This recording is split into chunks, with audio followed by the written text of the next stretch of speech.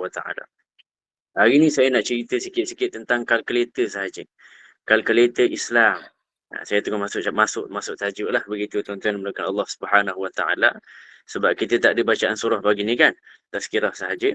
Tuan-tuan, puan-puan rahmati Allah Subhanahu Wa Taala. Saya suka ambil satu kata-kata daripada Ustaz Badri Shah. Apa kata Ustaz Badri Shah? Walaupun duit ini tak boleh beli kasih sayang, tapi kasih sayang boleh hilang kalau tak ada duit. Saya catat tuan-tuan sebab kata-kata beliau ni banyak yang menarik-menarik. Kata Ustaz Badri Shah, duit tak boleh beli kesihatan. Tapi untuk sihat, kita perlukan duit.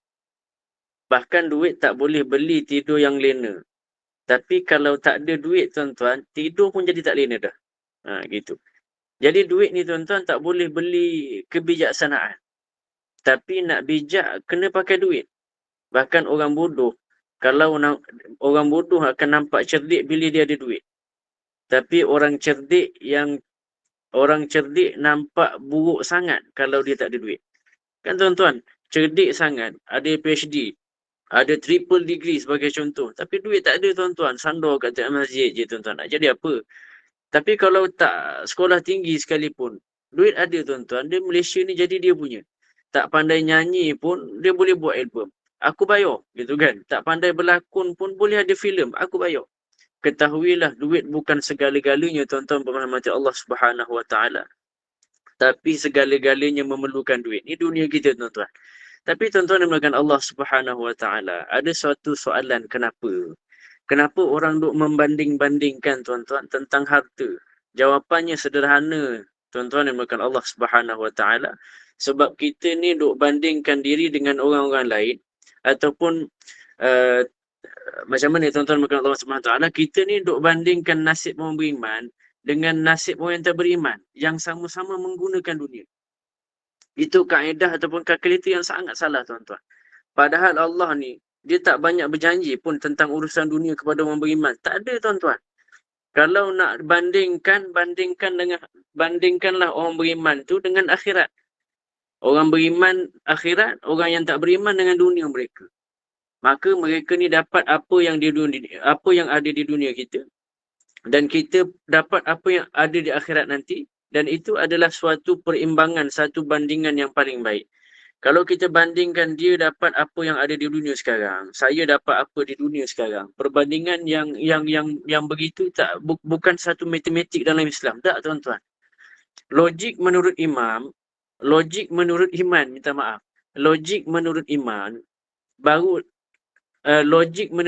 adalah logik yang membandingkan orang Islam itu, dunianya itu dengan akhiratnya. Kalau kita bandingkan, contohlah saya bagi contoh tuan-tuan. Contoh tentang riba tuan-tuan. Ada orang beli aset. Ini satu sebenarnya tafsiran ataupun penceritaan kita pada pagi ini adalah berdasarkan beberapa kisah dalam Quran tuan-tuan melakukan Allah Subhanahu Wa Taala. Cuma saya bagi mukadimah begitulah. Itu tuan-tuan riba tuan-tuan. Kan ada orang beli aset sekian-sekian. Tuan-tuan melakukan Allah Subhanahu Wa Taala, tapi akhirnya saya pula tak riba, saya tidak berhutang yang sampai terlewat bayar dan sebagainya. Tuan-tuan, bila saya tak riba, apa yang saya akan dapat nanti di akhirat? Dan itu dah logik orang beriman berbanding orang yang duk kaya sangat beli macam-macam perkara tapi duk mencari kepuasan yang akan habis tuan-tuan. Tuan-tuan melakukan Allah Subhanahu Wa Taala. Kalau kita duk hitung-hitung, kita kan orang yang tidak beriman ni kadang-kadang dia mengawali usahanya itu dengan cara riba. Saya dan kita dengan cara yang lebih syar'i. Tapi kenapa dia dapat sekian aset yang banyak? Tapi saya tak dapat tuan-tuan yang melakukan Allah Subhanahu Wa Taala. Dan itu adalah hitung-hitungan yang salah dalam Islam dan sebenarnya tak ada jawapan pun. Jadi kalau pertanyaannya dah salah, maka jawapan pun tak adalah tuan-tuan yang melakukan Allah Subhanahu Wa Taala. Maka yang harus diperjelaskan dahulu adalah pertanyaannya, barulah nanti kita akan dapat jawapannya. Tuan-tuan, hari ini saya nak sharing sebuah kisah. Saya nak kongsi sebuah kisah, iaitulah tentang dua lelaki Bani Israel. Yang kita biasa dengar. Satu namanya ahli syurga dan satu lagi ahli neraka. Yang satu mukmin, yang satu orang kafir. Yang kedua lelaki-lelaki ini sempat dikisahkan oleh Allah Subhanahu Wa Taala dalam surah Al-Kahfi. Nanti teman-teman, sahabat-sahabiah yang rajin baca surah Al-Kahfi pada hari Jumaat, ceklah keadaan kisah ini tuan-tuan dimulakan Allah Subhanahu Wa Taala, iaitulah kisah dua orang lelaki Bani Israel. Yang satunya kaya, yang satunya miskin. Yang satunya kafir, yang satunya mukmin. Bahkan ceritanya tuan-tuan dimulakan Allah Subhanahu Wa Taala, dua orang lelaki Bani Israel ini sama-sama Allah kurniakan rezeki sebanyak 4,000 dinar. 4,000 dinar sekarang bersamaan 4,25 gram. 425 gram tu 1 dinar. Jadi darablah lebih kurang begitu tuan-tuan. Kalau 4,000 dinar tu harga sekarang lebih kurang 5 juta ringgit begitu. Lalu lelaki kafir, lelaki kafir dan ataupun lelaki yang tidak beriman ini membeli sebuah rumah yang sangat bagus. Ini dalam surah Kahfi tuan-tuan, dikisahkan dalam tafsir Ibn Katsir. Membeli sebuah rumah yang sangat cantik di puncak bukit dengan view yang luar biasa dengan harga sebanyak 1,000 dinar. Sehingga kemudian dia datang kepada temannya, iaitulah orang yang mukmin tadi tuan-tuan, dimulakan Allah Subhanahu Wa Taala. Dia cakap kat orang mukmin tadi, jom kita beli rumah. Ni aku tunjuk rumah baru aku, jom. Tuan-tuan datang tuan-tuan ke rumah tersebut. Orang mukmin tersebut datang ke rumah orang kafir tersebut. Ke rumah baru tersebut, tuan-tuan dimulakan Allah Subhanahu Wa Taala, bila datang sampai kat gerbang sahaja, gerbang sudah luar biasa, tamannya dah ada yang terlampau luas, rusanya, ada kijangnya, ada berbagai macam, ada untanya, ada kuda, lengkap semuanya tuan-tuan dimulakan Allah Subhanahu Wa Taala. Bahkan kata ulama, guru saya dalam berseluruh tuan-tuan, dia kata kaedah penceritaan ini sampai menganggap macam rumah dia ni zoo ke apa, terlalu banyak binatang. Kaya sangat tuan-tuan nak menunjukkan zoo lah kan. Zoo ni binatang-binatang yang rare kan susah nak dapat, mahal harganya. Maka beliau ada semua. Tuan-tuan yang dimulakan Allah Subhanahu Wa Taala. Terlalu hebat rumahnya itu. Terus lelaki beriman ini tuan-tuan, ditanya harganya berapa, 1,000 dinar begitu. Oh bagus kan 1,000 dinar. Tuan-tuan yang dimulakan Allah Subhanahu Wa Taala. Tak apalah. Kalau harga rumah ni 1,000, tuan-tuan yang dimulakan Allah Subhanahu Wa Taala, akhirnya orang miskin ini tuan-tuan, yang miskin ini balik ke rumah dan bangun pada malam harinya. Malam harinya dia solat kepada Allah Subhanahu Wa Taala, dan ketahuilah tuan-tuan, ketika itu mereka berdua memang dapat 4,000 dinar yang sama. Allah beri dua-dua yang sama. Cuma Allah menggambarkan orang kafir ni kaya sebab apa yang telah dibelinya. Dan Allah menggambarkan orang mukmin ni kafir dengan sebab apa yang telah dibuat dengan duit yang dikurniakan oleh Allah Subhanahu Wa Taala. Maka orang beriman ni tuan-tuan, pada malam hari dia kemudiannya dia solat. Solat dan berdoa kepada Allah, ya Allah, sahabat saya dah beli sebuah rumah. Rumah yang besar, yang bagus sangat dengan harga 1,000 dinar. Maka besok saya nak beli juga. Maka esok, ya Allah, aku nak beli syurga engkau dengan cara bersedekah 1,000 dinar. Maka diberikanlah sedekah untuk rumah di syurganya, kata beliau. Tuan-tuan yang dimulakan Allah Subhanahu Wa Taala dalam surah Al-Kahfi. Ya tuan-tuan, sedekah 1,000 dinar. Lalu besoknya bertemu pula dengan kawannya balik yang tak beriman tadi. Dia tanya, dah beli rumah ke belum? Dah. Kat mana beli rumah? Orang beriman dia kata, aku dah beli rumah kat syurga. Jauh tuan-tuan. Yang bukan Allah Subhanahu Wa Taala. Tuan-tuan, orang tidak beriman ni, dia panggil, orang ni fanatik sangat ni. Kan, syok soleh ni. Memang disebut dalam surah Al-Kahfi. Macam Pak Haji sangat lah kau ni. Sikit-sikit syurga, sikit-sikit syurga. Gitu tuan-tuan bahasa dia. Yang dimulakan Allah Subhanahu Wa Taala. Sampailah satu tahap istilah-istilah ini tuan-tuan dimulakan Allah Subhanahu Wa Taala, dia kutuk habis-habisan orang miskin tadi, sampailah akhirnya berlalu setelah sekian lama begitu. Kemudian lelaki yang pertama yang tidak beriman ini tadi tuan-tuan dimulakan Allah Subhanahu Wa Taala, dengan berbaki duit yang ada itu, akhirnya dia bernikah dengan isterinya tuan-tuan. Cantiknya luar biasa, usianya sangat muda yang sesuai dengan dia lah. Sangat cantik, dikisahkan sangat cantik tuan-tuan. Maka setelah selesai dilamar dan dinikahi wanita itu tuan-tuan yang dimulakan Allah Subhanahu Wa Taala, dia ajak temannya yang beriman tadi, datanglah ke sini, datanglah ke acara pernikahan saya kan, acara wedding dia tu masya-Allah lah, dengan dipanggil VIP yang terkenal tuan-tuan yang dimulakan Allah Subhanahu Wa Taala. Dan kisah ini adalah kisah Bani Israel. Jadi tuan-tuan, wedding tu bukan kita panggil apa? Wedding organizer Bani Israel. Bani Israel ni tuan-tuan, dia orang Yahudi. Orang Yahudi ni kalau buat suatu acara, dia buat suatu tu akan terlampau dahsyat. Macam konsert-konsert yang luar biasa yang berada di Malaysia juga kadang-kadang tu kan. Tuan-tuan yang melakukan Allah Subhanahu Wa Taala, mereka ni bikin sampai dia orang ada tema yang temanya namanya Tomorrowland kan temanya tu. Temanya tu seolah-olah dia sebut inilah tanah akan datang, tanah segala macam diletak dalam weddingnya tu tuan-tuan, dalam acara-acaranya itu. Jadi orang tidak beriman tadi menggunakan duitnya itu untuk membuat satu majlis pernikahan yang sangat besar. Sangat menghabiskan banyak benda tuan-tuan, bukan Allah Subhanahu Wa Taala. Kalau sekarang mungkin masuk TV lah begitu sampai beratus ribu, sejuta, berjuta-juta habis duit di situ saja tuan-tuan yang menggunakan Allah Subhanahu Wa Taala. Maka akhirnya ditanya orang beriman itu berapa habis duit ni tuan-tuan.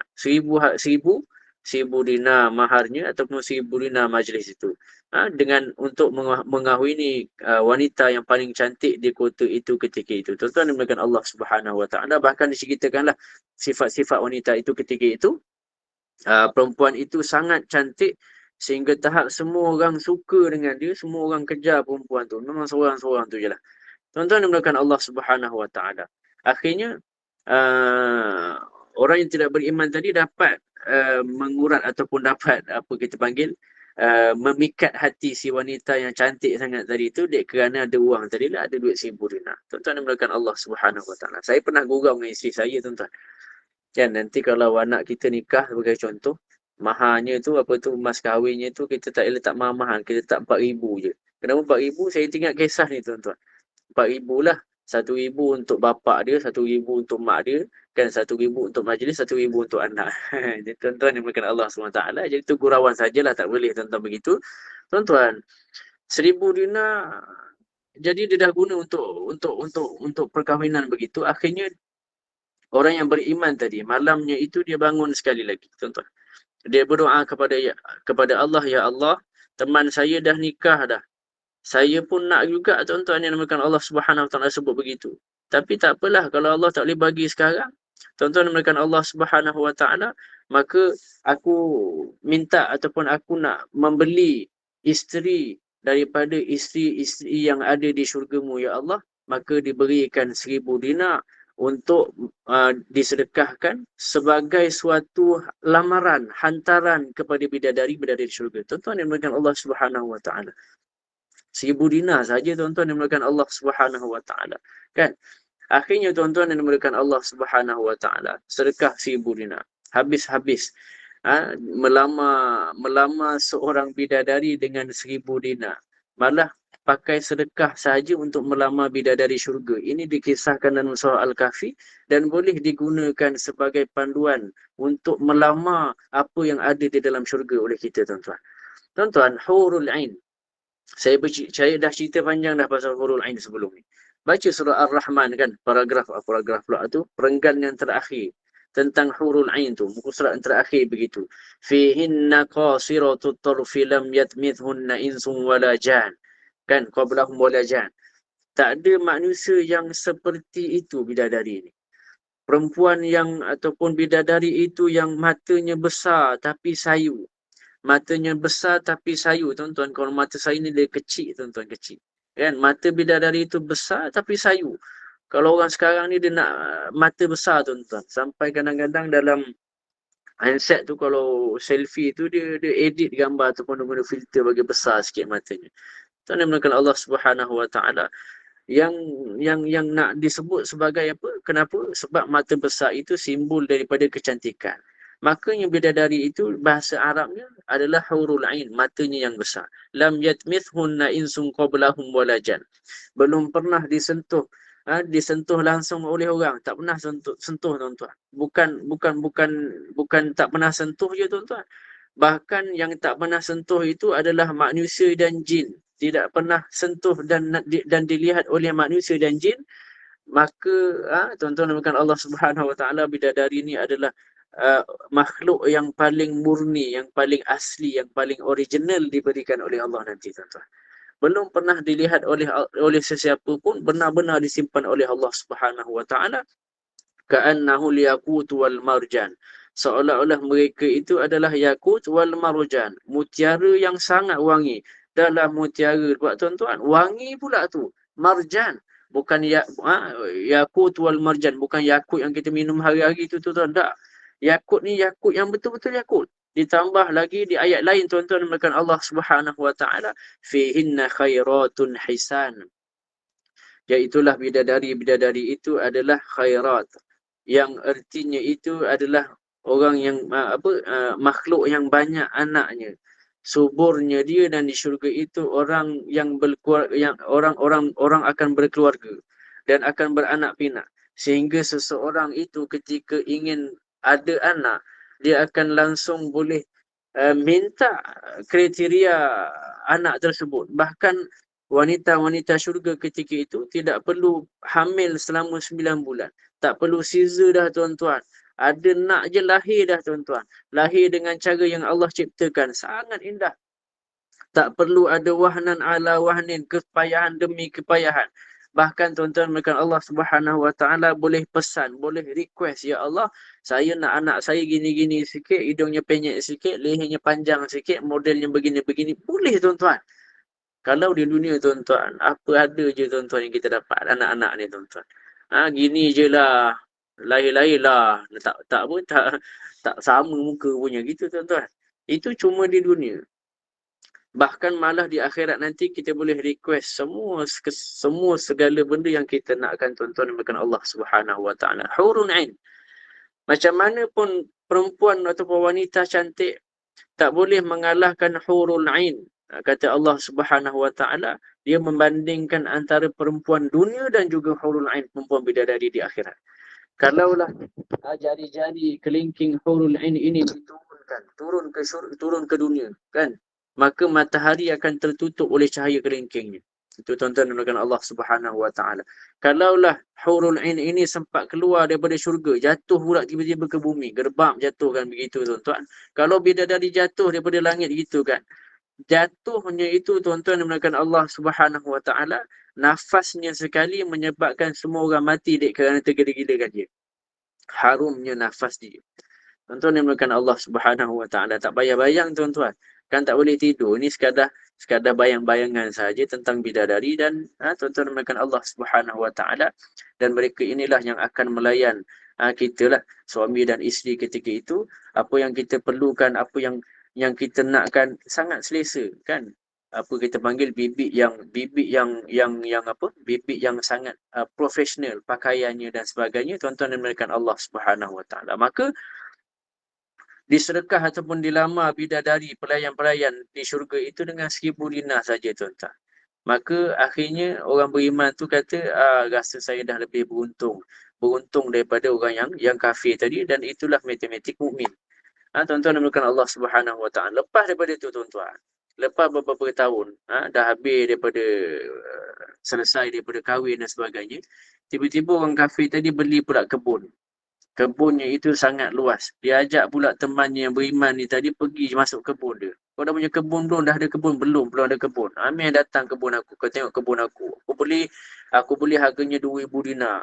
Gitu tuan-tuan. Maka habislah duitnya 4,000 dinar untuk membeli dunia saja semata-mata. Maka kebun kurma orang tak beriman ni tuan-tuan, dia luas sangat.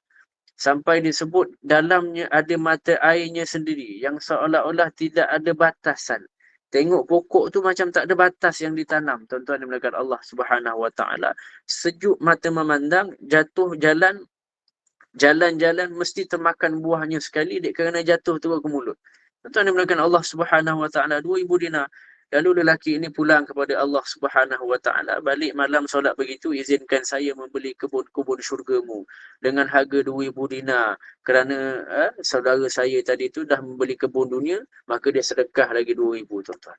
Tuan-tuan yang dimuliakan Allah Subhanahu wa taala.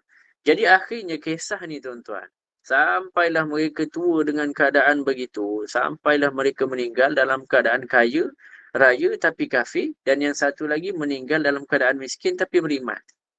Cuma tuan-tuan, kat sini saya nak sebut kaedah matematik Islam itu tergantung dengan matematik yang kita pakai. Kalau matematiknya matematik duniawi, pastilah orang yang beriman yang pertama yang tidak beriman itu lebih beruntung. Boleh makan dunia habis-habisan sampai hari itu dia. Tapi kalau kita guna matematiknya matematik orang mukmin, matematik Rabbani, maka pastilah yang kedua itu lebih beruntung daripada yang pertama. Nanti lepas dah meninggal tu tuan-tuan, ceritanya panjang sekali sebenarnya sambungannya itu tuan-tuan mengenai Allah Subhanahu Wa Taala. Yang sambungannya itu kata tafsir Ibn Katsir disambung pula dalam tafsir surah As-Saffat. Yang nanti akan kita baca mungkin tuan-tuan dimulakan Allah Subhanahu Wa Taala. Di akhirat ni tuan-tuan, kalau tuan-tuan yang dimuliakan Allah Subhanahu Wa Taala, kalau kita baca tafsir surah As-Saffat itu, dia ternyata yang di syurga itu dia ada tingkap, ada jendela, ada tingkap lah dalam surah As-Saffat. Macam rumah kita tuan-tuan, syurga ni rupanya. Ada tingkap-tingkap yang disediakan oleh Allah Subhanahu Wa Taala. Cuma saya tak tahulah bentuk tingkap tu macam mana tuan-tuan. Tuan-tuan jangan letak soalan tanya saya tingkapnya bentuk macam mana. Jangan tuan-tuan. Sebab ni apa tu tingkap syurga tuan-tuan. Kata Nabi SAW, ma la ainun ra'at wa la uzunun sami'at. Syurga ni tak pernah dengar, tak pernah nampak. Tak pernah dilihat mata, tak pernah didengar telinga. Jadi tak boleh nak bayang tingkapnya macam mana tuan-tuan. Yang jelas memang ada tingkap di syurga. Nah tuan-tuan dimulakan Allah Subhanahu Wa Taala. Apa guna tingkap, apa guna jendela, apa guna nafizah itu tuan-tuan dimulakan Allah Subhanahu Wa Taala. Kata Nabi kata ulama dalam mentafsirkan kisah-kisah jendela ini tuan-tuan. Ketahuilah bahawa tingkap-tingkap itu digunakan, dipakai untuk mengintip ataupun untuk melihat ke neraka. Jadi nanti tuan-tuan, kalau ada kisah-kisah penduduk syurga, diselamatkan orang-orang di neraka itu melalui tingkap yang dibukakan oleh Allah Subhanahu Wa Taala. Bahkan kalau ada cerita penduduk syurga dan penduduk neraka itu bercakap, berdialog. Dan dialog itu sebenarnya melalui tingkap-tingkap itu kata ulama. Bukan ahli syurga keluar sekejap, ahli neraka keluar sekejap, kita kumpul kejap satu ruangan khusus, cakap kat situ. Tak tuan-tuan, tak pakai gitu. Tak pakai Skype, tak pakai tuan-tuan, tak pakai call tak. Kan kering-kering tiba-tiba. Aduh, tengah kena seksa ada orang telefon. Tak tuan-tuan, tak ada begitu. Dia menggunakan satu jendela. Tuan-tuan, satu tingkap ni tuan-tuan. Pakai tingkap ni. Jangan pakai apa tu? Imaginasi lah kan. Jangan fikir seperti mana dia teknologi yang sekarang lah. Jangan. Tak ada Skype, tak ada WhatsApp call, tak ada video call, tak ada tuan-tuan. Dimulakan Allah Subhanahu Wa Taala. Bila dia buka ataupun bila dia tengok sahaja tingkap tersebut. Tak perlu pergi ke arah tingkap. Tengok sahaja tingkap tersebut tuan-tuan. Dia ataupun orang beriman ketika itu langsung akan diberikan dimensi kepada Allah melihat neraka secara terus. Allah kasih satu ruang yang boleh melihat neraka terus. Dan di neraka itu nanti dia akan bertanya kepada malaikat. Dia akan bagi satu kertas seolah-olah begitulah tuan-tuan, menulis satu nama, diberikan kepada malaikat, tolong carikan nama ni. Carikan nama ni, ya ni kenal tak nama ni malaikat? Tolong jap cari jap. Cari. Tak ada ni orang ni kat syurga kan? Kat neraka ni tuan-tuan. Tak ada. Orang ni tak ada kat neraka ni, kat syurga ni. Siapa tu? Nazim. Seolah-olah gitulah tuan-tuan. Tuan-tuan dimulakan Allah Subhanahu Wa Taala. Amin begitu. Mudah-mudahan kita tidak dikenal di neraka Allah Subhanahu Wa Taala dan dikenali di syurga Allah Subhanahu Wa Taala. Tuan-tuan dimulakan Allah Subhanahu Wa Taala. Jadi tuan-tuan, malaikat tu cari kenal tak ni, kenal tak ni, kenal lah tu yang kena seksa dekat ujung tu gitu. Tuan-tuan dimulakan Allah Subhanahu Wa Taala. Akhirnya tuan-tuan, dalam kisah As-Saffat ini diceritakan bab tingkap. Rupanya diselitkan kisah yang sama tadi. Apa kata malaikat? Ada seorang individu di pojok kan dalam bahasa tafsir itu kan. Ada seorang individu kafir yang berada di hujung neraka yang sedang dihabiskan oleh para malaikat di situ dan akhirnya dipanggil oleh orang beriman ni tadi. Yang cerita yang dapat duit ni tadi tuan-tuan dimulakan Allah Subhanahu Wa Taala. Maka dia orang ni berdialog tuan-tuan dalam kisah surah As-Saffat tu, cerita dialog mereka ni. Macam mana nasib kamu sekarang? Maka disebut oleh orang tidak beriman tadi, Allahu Akbar, saya sekarang diseksa dengan segala macam mengaku kesalahan-kesalahan dia tuan-tuan dimulakan Allah Subhanahu Wa Taala. Maka orang beriman kata, dah lah kalah kamu. Kenapa kamu boleh kalah? Tuan-tuan dimulakan Allah Subhanahu Wa Taala, bukankah kamu dulu beli rumah bukankah kamu beli sekian, sekian, sekian? Maka kata orang tidak beriman tadi, bagaimana, soalan saya adalah bagaimana kamu boleh membeli rumah di syurga, boleh melamar di syurga ketika mana di dunia. Dan tuan-tuan yang dimuliakan Allah Subhanahu Wa Taala, ketika itu kata orang beriman itu, ketahuilah bahawa 1 dinar, bahawa 1,000 dinar itu yang telah aku beli untuk kehidupan aku di akhirat itu, bukan satu istana bro. Gitu kan bahasanya. 1,000 dinar yang aku bagi itu bukan satu istana.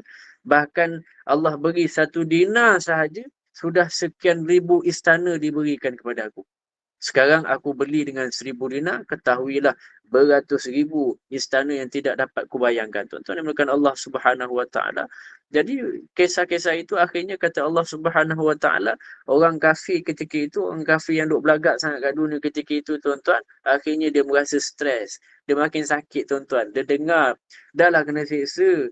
Lepas tu orang beriman ni pula duk cakap apa yang dia dapat. Makin stres tuan-tuan. Dah lah stres kan kat neraka. Kena stroke kat neraka sebagai contoh. Kejang-kejang dia masuk neraka begitu. Kejang-kejang stroke tu pula berlaku di neraka. Ya Allah. Makin teruk tuan-tuan yang melakukan Allah Subhanahu Wa Taala kan. Kalau saya nak buat perbandingan lebih-lebih tu, sakit jantung di dunia kan. Sakit jantung kan dah tak sedap. Kan? Ini sakit jantung pula dalam sakit jantung tapi duduk pula dalam neraka tuan-tuan. Ini satu ilustrasi dah saja. Dan tidak ada sakit jantung di neraka itulah. Tak ada tuan-tuan. Cuma saya nak sebut, bertubi-tubi orang kafir tu kena.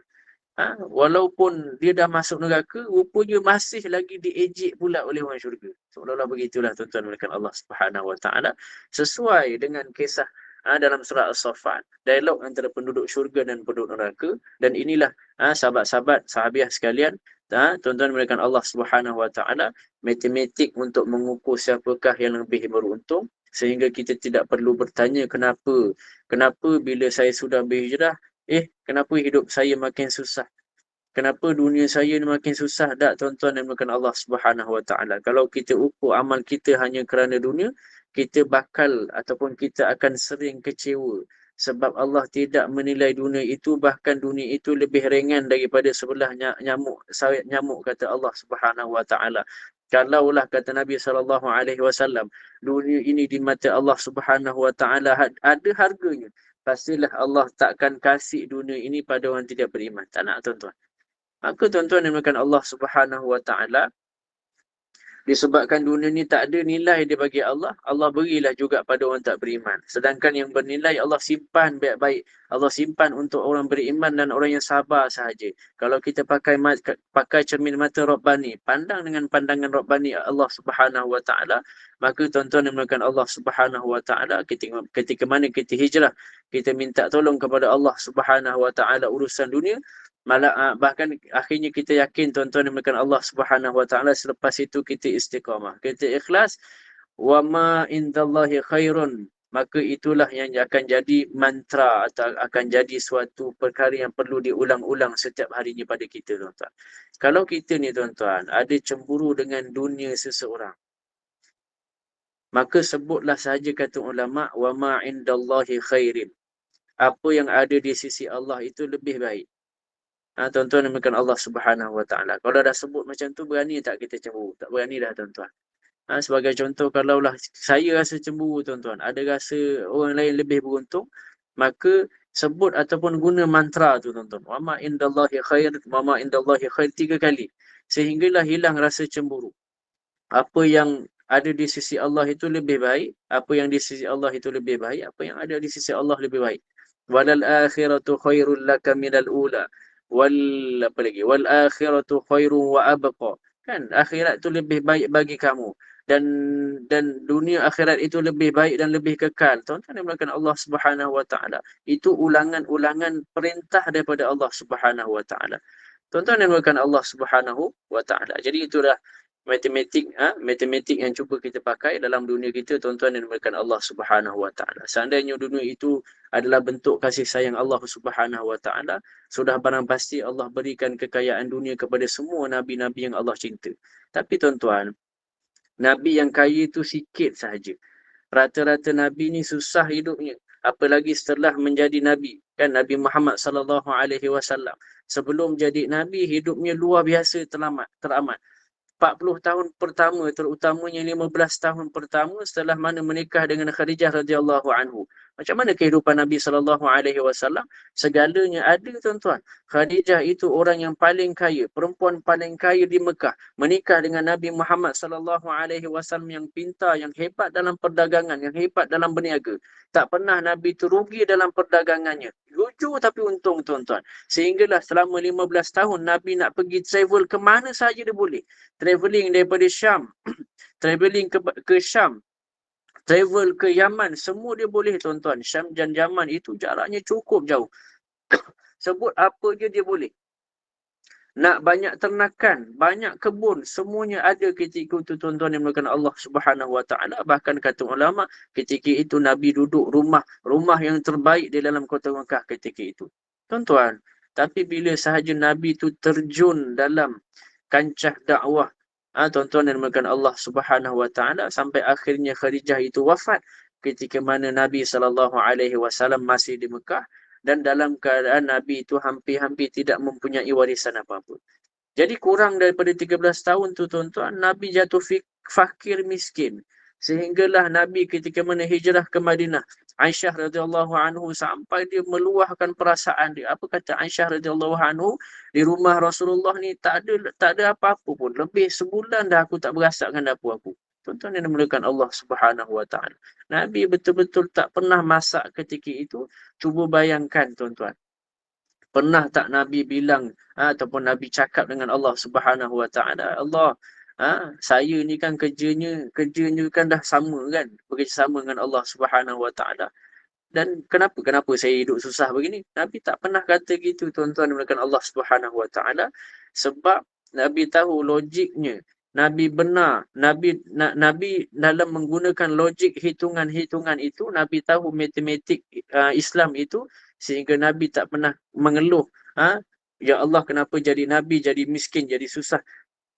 Tuan-tuan yang dimulakan Allah Subhanahu Wa Taala. Sebab itulah dulu pernah saya sebut cerita Nabi Musa, kisah Nabi Musa alaihi salam, tentang Bani Israel alaihi salam. Bani Israel yang dilaknat Allah Subhanahu Wa Taala dalam surah Al-Baqarah. Buka ayat 61 tu, tuan-tuan. Wa iz qultum ya Musa, surah Al-Baqarah, lan nasbiru ala ta'amin wahid. Semuanya cerita bab harta, tuan-tuan. Apa yang terjadi ketika mana orang Bani Israel hijrah ke Palestin? Akhirnya mereka ini mengeluh di Palestin, tuan-tuan. Sebab mereka mereka hijrah, hidup mereka tak menjadi lebih baik secara duniawi mereka. Maka, tuan-tuan dimulakan Allah Subhanahu Wa Taala, Bani Israel cakap apa dengan Nabi Musa alaihi salam? Sama je. Sama je, aku ikut engkau ke tak ikut engkau ke, masuk Islam ke tak masuk Islam, sama je. Dulu aku Yahudi macam ni, aku Islam pun macam ni, tuan-tuan. Yang dimulakan Allah Subhanahu Wa Taala. Ini logiknya Bani Israel. Sebab itulah Bani Israel ni, dia banyak kufur kepada Allah. Sebab dia pakai 2 tambah 2, 4. Logik Bani Israel ni, kalau dalam urusan agama, dia nak 2 tambah 2, 4. Apa yang dia nak, dia dapat. Tuan-tuan dimulakan Allah Subhanahu Wa Taala. Itu bukan matematik, tuan-tuan. Itu bukan matematik dunia, tuan-tuan. Sehingga mereka ni banyak mengeluh, ya Musa, sama saja nasib kami. Kau datang ke kau tak datang, sama. Mereka hitung ataupun mereka cari kebaikan itu hanya dalam keadaan keduniaan saja. Padahal kedatangan Musa AS ketika itu dah mengeluarkan mereka daripada jadi perhambaan. Kalau nak cerita bab-bab apa yang Nabi Musa selamatkan ni banyak sangat, tuan-tuan, bukan Allah Subhanahu Wa Taala. Keduanya Nabi Musa AS datang menyelamatkan daripada kekejaman Fir'aun. Fir'aun ni bunuh anak-anak lelaki mereka, memperbudakkan anak-anak perempuan mereka. Tuan-tuan, adakah mereka lupa, tuan-tuan, menekan Allah Subhanahu Wa Taala? Bayangkan, tuan-tuan, Bani Israel ni nak cerita banyak sangat Allah bagi dia, tapi dia tak macam tak boleh nak mikir, tuan-tuan. Diorang ni, tuan-tuan, daripada Mesir pergi ke Palestin, kan, tengah-tengah jalan tu tiba-tiba haus, dia cakap, "Ai Musa, aku haus." Pandai, tuan-tuan, mengadu kepada Nabi Musa, kan. Akhirnya Nabi Musa berdoa kepada Allah Subhanahu Wa Taala, ya Allah, beri mereka air, keluarlah air mata air satu, tuan-tuan, mula-mula satu saja. Untuk Bani Israel ni ada 12 suku, 12 kaum ketika itu. 12 kaum, kalau tak silap saya, 12 lah begitu, 12 lah. Jadi 12 suku tu minum satu mata air je. Dah macam tu, tuan-tuan. Bani Israel ni orang yang hidupnya tak teratur, tuan-tuan. Hidup dia tak boleh nak teratur. Dia mesti ada orang atas yang perlu kuasai mereka ni tuan-tuan. Akhirnya tuan-tuan dimulakan Allah Subhanahu Wa Taala. 12 mata air tu mereka gaduh. Aku dululah. Apa hal nak gaduh? Amih lah gaduh. Gitu kan bahasa-bahasanya tuan-tuan dimulakan Allah Subhanahu Wa Taala. Akhirnya dia gaduh pada Nabi Musa alaihissalam. Aku tak bolehlah satu mata air, aku nak 12. Nabi Musa doa tuan-tuan. Beri 12 air mata. Allah beri tuan-tuan. Allah manjakan sangat Bani Israel ni. Dah keluar 12 mata air, mereka minum, jalan lagi tuan-tuan. Kemudian Nabi Musa alaihissalam. Daripada hari itu sampai minum air apa semua tu tuan-tuan dengan Allah Subhanahu Wa Taala. Mereka ni perasan dia orang ni makan roti kosong je. Tak ada daging, tak ada apa tuan-tuan. Dia tak ada rasa international lah, tak ada rasa western, tak ada rasa Asian gitu kan. Tuan-tuan, akhirnya Bani Israel ni dia rasa macam Musa, aku nak makan makanan buffet lah. Buffet gitu kan, international. Akhirnya tuan-tuan, Allah kasih burung. Bani Israel ni, Allah datangkan burung-burung yang liar, yang susah nak ditangkap. Burung-burung tu datang sendiri, datang untuk disembelih. Tuan-tuan, disebut dalam riwayat tu, memang burung tu datang dalam keadaan terbang. Dia tunduk tuan-tuan, tunduk gitu tuan-tuan kepada Bani Israel, potong je leher, tak payah pegang. Tuan-tuan tengok apa lagi yang mereka nak dustakan tuan-tuan yang dimulakan Allah Subhanahu Wa Taala. Cuba kita tuan-tuan nak sembelih itik tuan-tuan kan. Bebek kan ular Indonesia tu. Boleh datang sendiri tak tuan-tuan? Yam sini yam. Ayam datang tak datang tuan-tuan. Ini bukan Allah Subhanahu Wa Taala. Allah tundukkan burung liar kepada Bani Israel datang untuk disembelih, makan terus. Kemudian keluar pula lagi makanan-makanan luar biasa datang daripada langit. Seperti mana diberikan oleh kepada Maryam alaihissalam. Banyak tuan-tuan. Akhirnya mereka ni masih mengeluh lagi. Mengeluh lagi terus jalan lagi tu tuan-tuan dengan Allah Subhanahu Wa Taala. Jalan lagi. Kata beliau, wahai Musa. Bahang ni panas sangat. Hari ni panas sangat.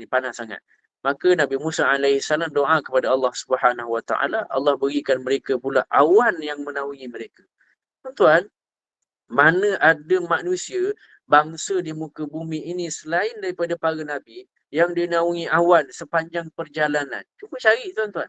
Kecualilah Bani Israel dan juga orang-orang moden yang menggunakan kenderaan yang mula tertutup. Tuan-tuan dimulakan Allah Subhanahu Wa Taala. Kan sampai disebut dalam tafsir tu tuan-tuan. Bani Israel ni punya teruja. Dia tahu nikmat tu tuan-tuan. Dia buat main awan tu. Jom kita buat lari sekejap. Tengok awan tu kejar kita ke tak. Dia buat macam tu tuan. Dia lari, dia tengok awan tu kejar dia ke tidak. Sampai begitu Bani Israel ni punya jahat. Tuan-tuan yang bukan Allah Subhanahu Wa Taala. Tapi walaupun begitu nikmat yang Allah beri kepada mereka, akhirnya tuan-tuan, mereka ni dia duk main-mainkan Allah. Main-mainkan Allah tuan-tuan.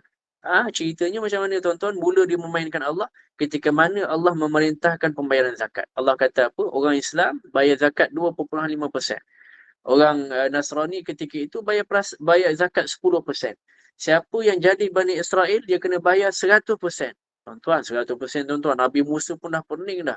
Syariatnya 100% dia kena bayar. Akhirnya tuan-tuan dan dimulakan Allah Subhanahu Wa Taala, Bani Israel dia punya degil tuan-tuan. Cara dia bayar zakat macam mana? Dia kumpulkan semua gandum yang dia dapat ketika itu, keuntungan-keuntungan yang dia adalah. Tuan-tuan, akhirnya gandum itu ramai-ramai berkumpul, dia baling ke atas langit. Baling tinggi-tinggi tuan-tuan. Bila dia baling tu apa dia sebut ramai-ramai tuan-tuan? Dia cakap dengan Allah Subhanahu Wa Taala, ya Allah, kami baling gandum ini ya Allah, kau ambillah sesuka kamu, apa yang jatuh ke bumi ni kami punya. Aku baling, yang naik atas tu kau ambil, yang jatuh ke bumi ni semua hak-hak kami semula. Tuan-tuan, itu Bani Israel tuan-tuan. Mereka lempar gandum tuan-tuan, segala macam kurma semua dia lempar naik atas. Dia cakap, ya Allah, ambil sesuka hati. Ambillah tak apa. Yang jatuh bumi tu maknanya kau tak nak ni, kau redha untuk aku. Tuan-tuan, mana ada makanan yang sangkut kat tengah-tengah langit dengan bumi? Tak ada tuan-tuan. Mesti semua jatuh ke bumi. Maknanya tuan-tuan, akhirnya dia kata, maknanya Allah tak memerlukanlah gandum. Seolah-olah begitu tuan-tuan. Tuan-tuan yang memerlukan Allah Subhanahu Wa Taala. Maka mereka ni mengeluh lepas itu tuan-tuan memerlukan Allah Subhanahu Wa Taala. Habis daripada zakat tuan-tuan, zakat tu masih berjalan.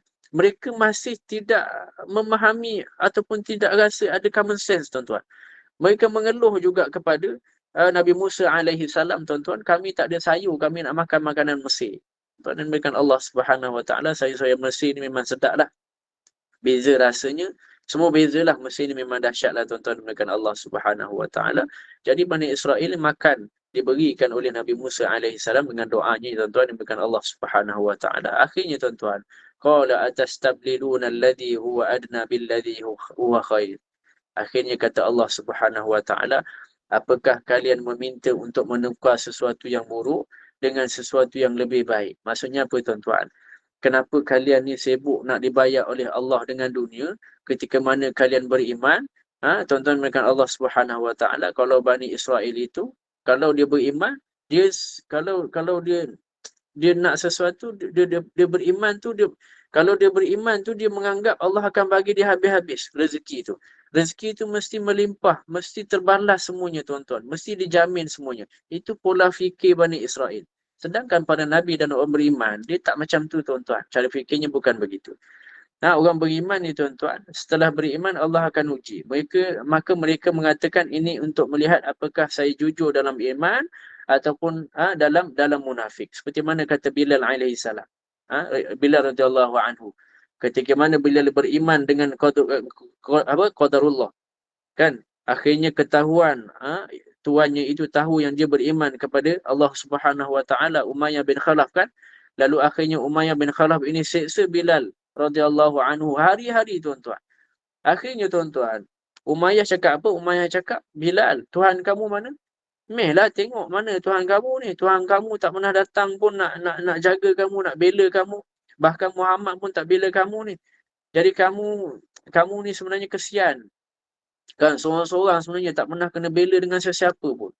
Tuan-tuan dimulakan Allah Subhanahu wa taala. Sampai Umayyah kata, kalaulah aku tak selamatkan kau, maka kau akan celaka Bilal. Maka apa kata Bilal tuan-tuan? Ya Umayyah. Tuan-tuan dimulakan Allah Subhanahu wa taala.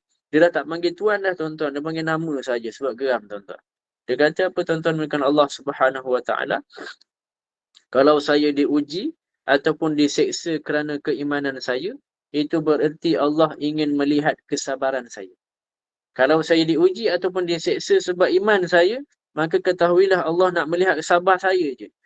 Tuan-tuan yang dimuliakan Allah Subhanahu wa taala, Bilal sambung, Bilal kata apa? Maka kalian akan melihat sabar saya ini akan lebih kuat daripada sabarnya orang Arab.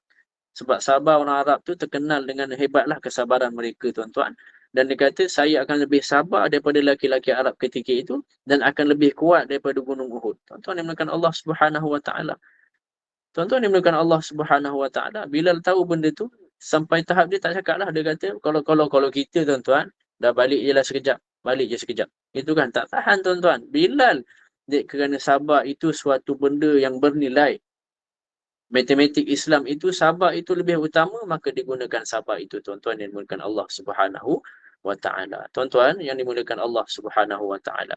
Persoalan yang paling biasa kita dengar adalah kenapa bila kita baru berhijrah, bila kita baru nak berubah jadi baik, tapi tiba-tiba Allah bagi suatu benda yang kita rasa kita tak suka. Kan sampai tahap akhirnya kita rasa nak ngundur diri. Dahlah penatlah nak sembahyang je. Penat sekian tuan-tuan dan dimuliakan Allah Subhanahu wa taala. Tuan-tuan, ketahuilah jawapan itu Allah berikan setelah Allah melihat kesabaran kita. Kalau Allah belum melihat kesabaran kita, Allah tak akan kasih apa yang Allah janjikan. Sebab apa tuan-tuan yang dimuliakan Allah Subhanahu wa taala? Mayyattaqillah. Yattaqillah bukan hanya taubat, tetapi perlu ada sabar di dalamnya. Itu satu paket tuan-tuan. Takwa itu at-ta'ah was sabr. Takwa itu adalah taat dengan sabar. Mayyattaqillah yaj'al lahu makhraja. Siapa yang taat lalu sabar, barulah Allah akan janjikan dia yaj'al lahu makhraja, jalan keluar. Wa yarzuquhum min haitsu la yahtasib. Rezeki yang tak pernah difikirkan oleh dia. Wa may yattaqillaha yaj'al lahu yusra. Diberikan kemudahan. Wa may yattaqillaha yukaffir anhu sayyi'atihi. Diberikan kemudahan dan kesenangan daripada segi dosa-dosanya tuan-tuan. Wa yu'zim lahu ajra, dan dimuliakan mereka ini dengan pahala-pahala, dan dimuliakan mereka ini dengan pandangan-pandangan manusia. Itu semua janji Allah tuan-tuan, tapi kena dua paket. Satu namanya takwa, yang mana takwa itu ada dua, iaitulah taat dan sabar. Tuan-tuan yang dimuliakan Allah Subhanahu wa taala, dan ini adalah logik yang Allah guna untuk kira-kira kita tuan-tuan yang dimuliakan Allah Subhanahu wa taala, sehingga kita tak patut kecewa dengan Allah Subhanahu wa taala.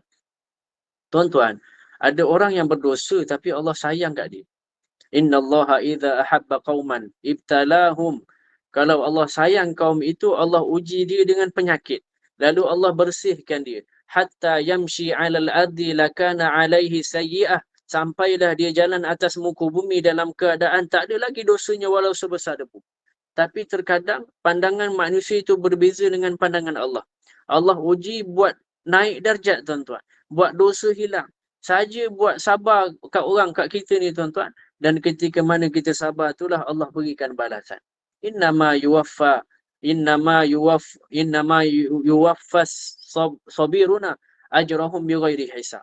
Balasan-balasan untuk orang yang sabar ni takkan mampu dihitung oleh manusia, kata Allah Subhanahu Wa Taala. Tapi tuan-tuan, manusia sering pandang inilah, manusia sering pandang orang yang selalu terkena penyakit inilah orang yang terlaknat sebab selalu sakit kan. Orang yang macam ya ada apa benda dia ni, banyak kesulitan hidup, terlaknat hidupnya, tuan-tuan. Padahal sanastadrijuhum, kata Allah, orang yang berharta itu aku berikan kepada mereka istidraj min haitsu la ya'lamun. Dan istidraj itu Allah kata Allah berikan kepada mereka tanpa mereka sedari. Mereka tak sedar yang mereka sedang dipermainkan oleh Allah Subhanahu Wa Taala. Orang menyangka itu nikmat padahal sedang dipermainkan dengan azab yang berbaju nikmat.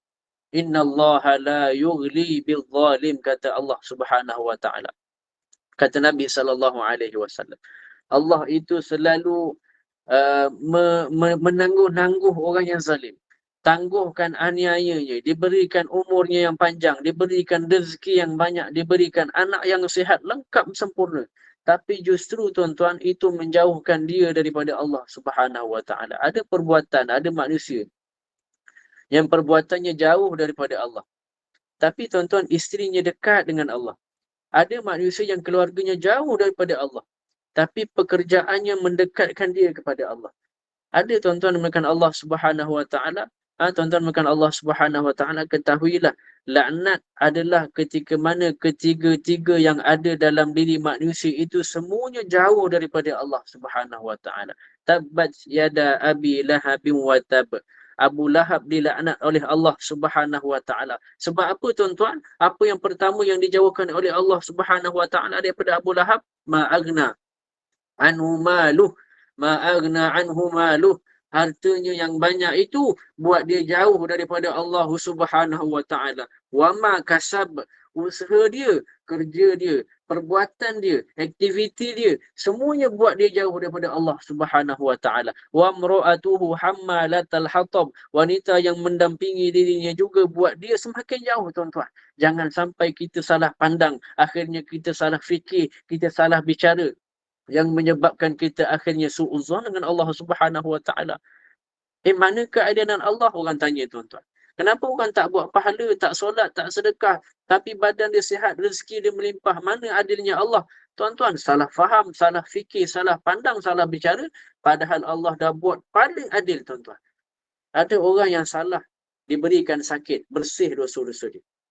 Tapi ada orang yang salah, dia tahu perbuatan dia itu salah, dia terus dengan kesalahan dia. Mereka tidak kafir, tuan-tuan, tapi mereka itu disebut sebagai fasik. Yudkhilu bihi, yudillu bihi kathira. Banyak orang yang disesatkan Allah, wa yahdi bihi kathira. Banyak juga orang yang diberikan hidayah oleh Allah. Maka siapa yang disesatkan oleh Allah? Wa ma yudillu bihi ilal fasikin, kata Allah. Yang disesatkan oleh Allah itu adalah orang-orang yang fasik. Siapa orang fasik, tuan-tuan? Dia tahu perkara tersebut salah. Dia lakukan kesalahan itu dengan penuh kesedaran. Dia sedar bahawa dia perhatikan oleh Allah Subhanahu Wa Taala. Dia tahu dia dilihat oleh Allah Subhanahu Wa Taala.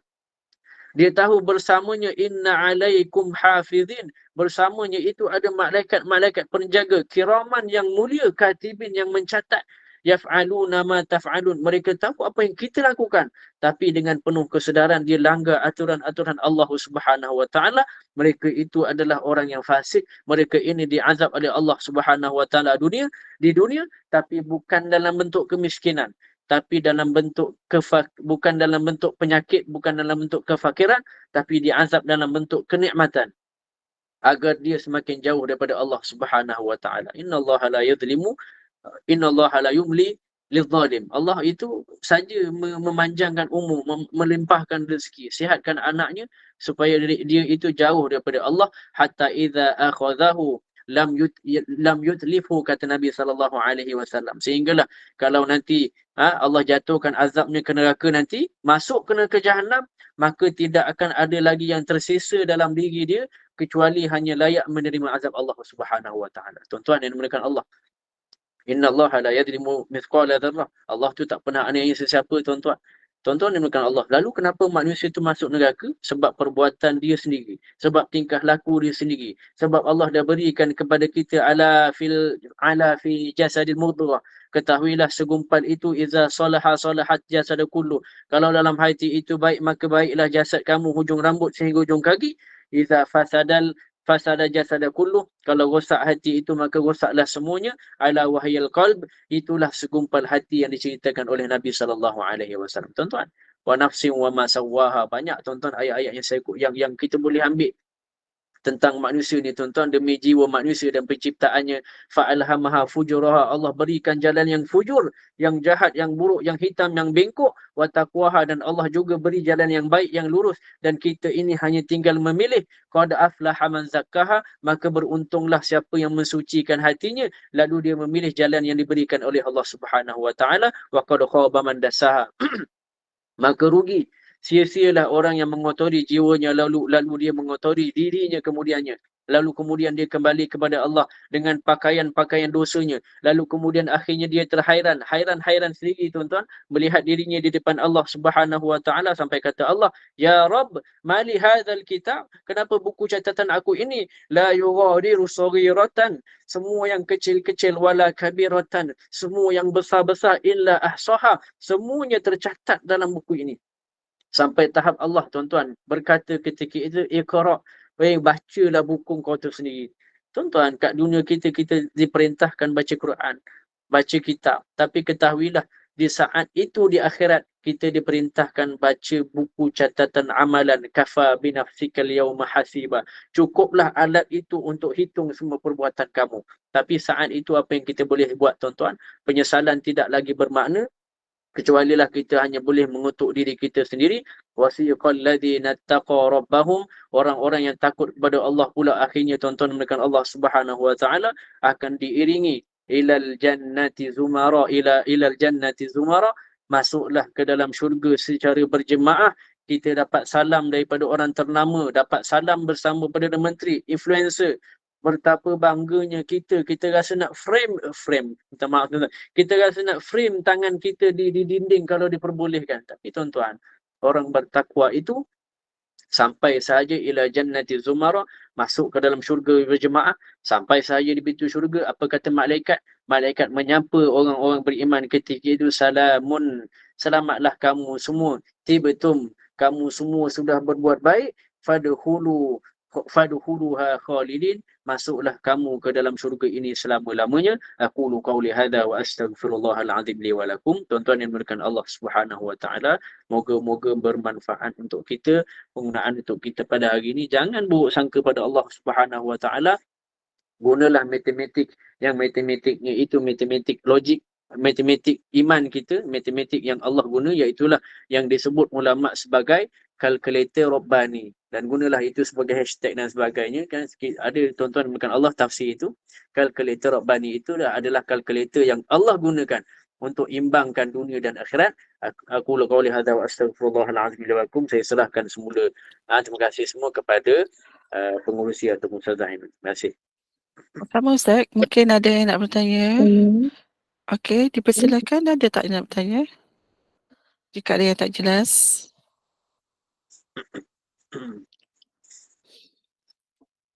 Senyap je Ustaz, mungkin dah jelas ni, dah faham dah.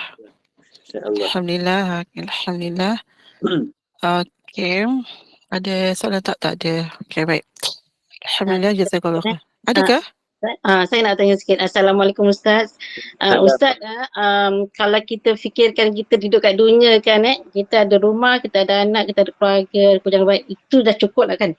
Tapi kalau yang Ustaz sebut tadi, yang digambarkan bahawa di akhirat nanti, di syurga nanti, kebun yang sangat luas, rumah yang sangat banyak, betul. Bagi seorang manusia, saya tak terfikir dalam otak saya ni macam mana Allah boleh bagi banyak tu dalam keadaan kita yang memerlukan sikit saja. Saya nak tanya Ustaz lah, apa hikmahnya? Sebab kita perlukan sikit aja tapi Allah bagi sangat banyak. Sedangkan amalan kita pun taklah sebanyak mana kan?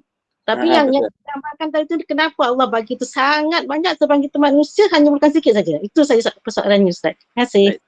Sama-sama. Ada soalan lain lagi ke?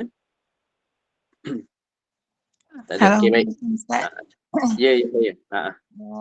Tadi Ustaz ada cakap kalau seorang tu diuji, dia bagi penyakit dan sebagainya, Allah nak menguji dia untuk mencucikan dosa-dosa dia kan. Kalau dia tu masih membuat kejahatan tetapi tak diuji, adakah apa yang dia buat tu Allah tak boleh macam yang Allah nak sucikan dosa-dosa dia macam itulah. Maaf. Baik, terima kasih banyak. Saya fahamlah soalan tu. Terima kasih banyak. Jadi saya jawab dulu soalan ni lah. Kenapa nikmat syurga tu terlalu banyak sedangkan kita memerlukan sikit? Tuan-tuan yang memerlukan Allah Subhanahu Wa Taala, di syurga nanti kita bukan perlukan sedikit tak tuan-tuan. Allah nak beri kita puas. Allah bukan beri sekali jalan tak. Kalau tengok dalam kisah-kisah syurga itu, Allah beri sedikit demi sedikit supaya nikmat tu tak pernah habis. Sebab tu Allah gambarkan banyak tu banyak. Maksudnya mula-mula orang duduk kat pokok. Bila kat pokok tu, duduk situ 500 tahun. Ada bukan turun pergi kat semua tempat tak. 500 tahun tu dia rasa macam dia rasa macam 500 tahun tu nikmat tak habis-habis lagi. Belum cukup bosan tu. Dia tak bosan lagi tuan-tuan. Tiba-tiba Allah bagi satu lagi benda yang lebih menarik.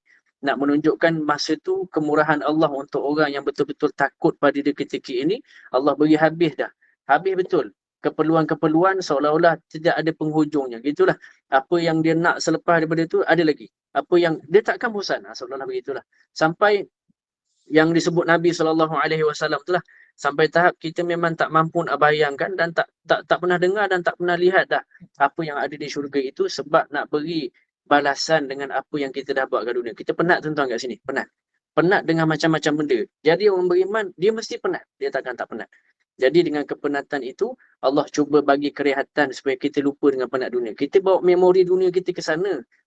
Tapi sampai di sana, Allah cuba melupakan memori-memori itu. Allah berikan suatu kenikmatan, bukan cuba lupakan ya tuan-tuan. Allah melupakan, Allah beri suatu kenikmatan dan dalam masa yang sama kita menikmati kenikmatan itu dengan sebab kita ingat memori kita di dunia. Begitulah keadaannya. Jadi tak habis, dia sikit, makin bertambah dan dia boleh patah balik ke nikmat yang lama. Kan dah jalan ke depan, tiba-tiba nak patah balik. Tapi macam itulah. Bila nak patah balik tu tak sempat sebab Allah akan bagi nikmat yang baru lagi. Macam itulah keadaan syurga itu, tuan-tuan menekan Allah Subhanahu Wa Taala. Dia bukan keperluan sikit tak. Sebab memang Allah nak bagi makin, dia memang kita akan rasa macam tertarik lah, macam kita kan nampak kereta mewah cantik dah. Tiba-tiba kita nampak yang baru lagi, kan? Yang baru tu lebih cantik lah. Lebih cantik. Macam itulah. Jadi kita akan tertarik yang cantik tu. Yang lama tu dah rasa macam tak best. Begitulah keadaan syurga yang memang takkan habis kenikmatannya tuan-tuan. Yang kedua, kenapa orang Allahumma salli ala Muhammad yang tadi itulah. Orang jahat seolah-olah dibiarkan oleh Allah Subhanahu Wa Taala. Adakah orang tersebut akan dikembalikan ataupun nak dikembalikan oleh Allah dalam untuk taubat tuan-tuan? Istidraj. Bila Allah dah mula beri istidraj itu, istidraj ini berasal daripada sifat ataupun sikap fasik tadi yang saya sebut. Fasik ni tuan-tuan bahayalah. Bila melakukan dosa dan dia sedar dia lakukan dosa dan diteruskan perkara tersebut, maka ketahuilah cukup masa nanti Allah akan bagi istidraj. Istidraj itu adalah kemarahan Allah. Allah rasa geram sangat dah. Allah kata, nah engkau, aku nak main-mainkan kau pula. Maka Allah akan main-mainkan dia dengan kesenangan dunia supaya kesenangan itu akan menghabiskan kesenangan akhirat nanti. Tak ada dah kesenangan dekat akhirat dah. Sikit pun Allah tak bagi dah untuk akhirat sebab dia dah habiskan semuanya kat dunia. Sebab itulah jaga-jaga bila terlalu senang. Jaga-jaga terlalu senang sebab orang beriman walaupun dia kaya dan banyak duit seperti mana Nabi 15 tahun pertama itu, ketahuilah Nabi ada ujian, Nabi ada tangisan, Nabi ada kesedihan, Nabi ada kesabaran Dan semua itu adalah lumrah untuk orang beriman, dan tugas utama kita adalah bila kita rasa senang sangat, tuan-tuan dengan Allah Subhanahu Wa Taala, tugas utama kita adalah berdakwah dengan kita ada, dan dakwah itulah yang menjadikan medan kesusahan dan cabaran, dan itulah yang wajib dan diperintahkan oleh Allah Subhanahu Wa Taala. Terima kasih semua. Baik, terima kasih Ustaz. Alhamdulillah, jazakallahu khairan kepada Ustaz Muhammad Nazim atas perusahaan ilmu mengenai kalkulator Allah ini. Dan sehubungan itu, janganlah pernah menghitung nikmat Allah itu dengan kalkulator kita sendiri, kerana kalkulator kita ni terlalu kecil dibandingkan kalkulator Allah yang maha luas itu. Dan takwa, yakin, doa dan usaha adalah kuncinya, sebagaimana firman Allah SWT. Dan barang siapa yang bertawakal kepada Allah, nescaya Allah akan mencukupkan keperluannya. Dan semoga Allah SWT memberikan kepada kita kefahaman dalam memahami syariatnya ini. Dengan itu, semoga itu Ustaz, saya serahkan kembali kepada Ustaz untuk menutup, tangguhkan dulu majlis ini dengan tasbih kafarah dan surah Al-As. Silakan Ustaz. Terima kasih. Saya tak nak kecewakan satu soalan tu. Soalan ringkas. Boleh ke orang berada syurga beri syafaat pada neraka? Boleh. Tak ada masalah. Memang dia beri tingkap tadi telah saya sebut. Jadi kita tangguh majlis kita pada pagi ini dengan kafaratul majlis wa suratul asri. Subhanakallahumma wa bihamdika asyhadu an la ilaha illa anta nastaghfiruka wa natubu ilaik. Bismillahirrahmanirrahim. Wal asri innal insana lafi khusri illa alladhina amanu wa amilus solihat wa tawasaw bil haqqi wa tawasaw bis sabri. Sallallahu ala sayyidina Muhammad wa ala alihi wa sahbihi wa baraka wasallam. Alhamdulillahirabbil alamin. Terima kasih semua. Terima kasih banyak-banyak. Assalamualaikum warahmatullahi wabarakatuh. Waalaikumsalam warahmatullahi wabarakatuh. Terima kasih Ustaz dan para jemaah sekalian. Kita ada lagi. Saya jemput jemaah. Saya nak jemput jemaah lagi ni untuk kuliah Johar seterusnya. Okey, bersama-sama dengan Al-Fadhil Ustaz Muhammad Zikri. Ustaz pun dah ada dalam majlis ini. Assalamualaikum Ustaz. Waalaikumsalam warahmatullahi wabarakatuh. Khabar Bunda Nur, sihat kan? Baik. Alhamdulillah Ustaz. Baik.